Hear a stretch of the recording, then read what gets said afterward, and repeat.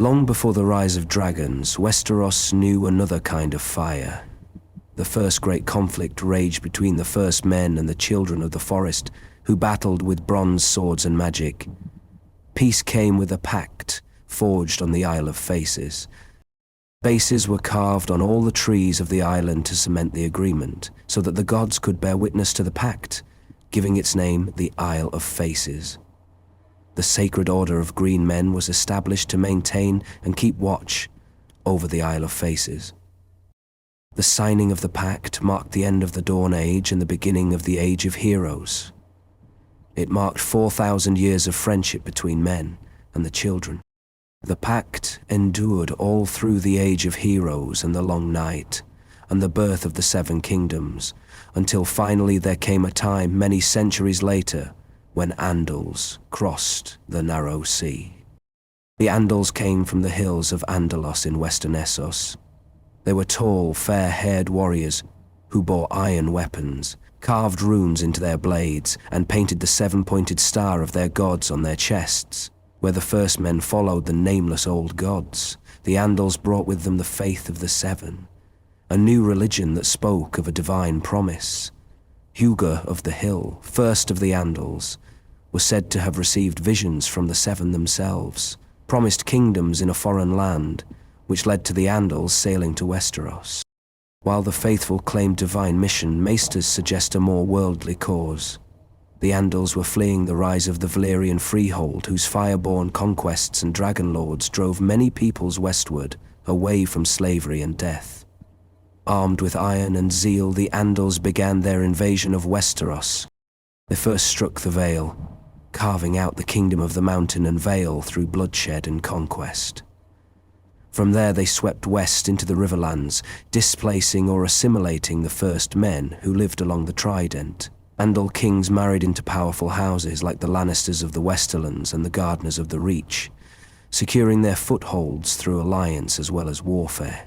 Over generations, most of the southern first men either fell in battle or bent the knee, and many converted to the faith of the Seven, forsaking the old gods. 6 great Andal-dominated realms arose in the south: the Kingdom of the Mountain and the Vale, the Kingdom of the Rock, the Kingdom of the Reach, the Kingdom of the Trident, the Kingdom of the Stormlands, and the Kingdom of the Iron Islands, where Andal blood mixed with that of the drowned god. Dawn alone resisted consolidation. There, squabbling principalities of both First Men and Andal origin feuded for centuries more. But in the far north, beyond the Neck, the invaders met an altogether different reception. The Andals struck first at the eastern coasts of the north, hoping to establish beachheads and erode the power of the Kings of Winter, but House Stark of Winterfell, descendants of the first men, stood unbroken.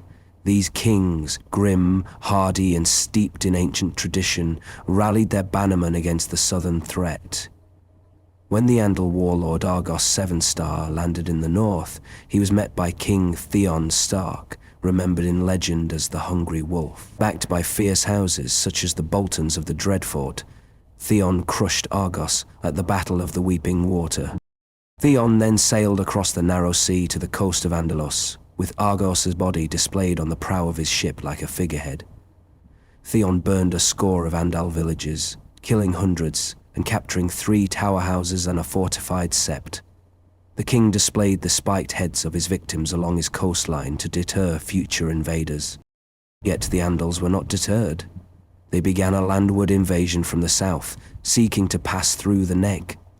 There, the boggy terrain and treacherous waters became their grave. The Cranogmen of the Neck, small, elusive folk loyal to House Stark, harried their columns, poisoned their wells, and drowned their armies in unseen quicksands. The fortress of Moat Cailin, choked with mist and flanked by swamps, stood like a stone sentinel, unmoved by Andal steel. It is said that so many Andal hosts were lost in the Neck that their bones still lie buried beneath the reeds. In time, the Andals abandoned their ambitions of conquest in the north, and House Stark were left to rule in peace. Yet over the centuries that followed, Andal blood slowly seeped into the north, not through war, but through marriage. Dynastic unions with southern houses brought Andal lineage into noble lines, though the heart of the North remained true to the old gods and the legacy of the first men. But now, House Stark is broken, scattered or lost. The Boltons sit in Winterfell, false lords of the North, but not all hope is dead. My brother, Jon Snow, stands at the wall. If Winterfell is to rise again, it will be through him. He must reclaim our home and restore our house to its ancient honor. For the North, and for House Stark,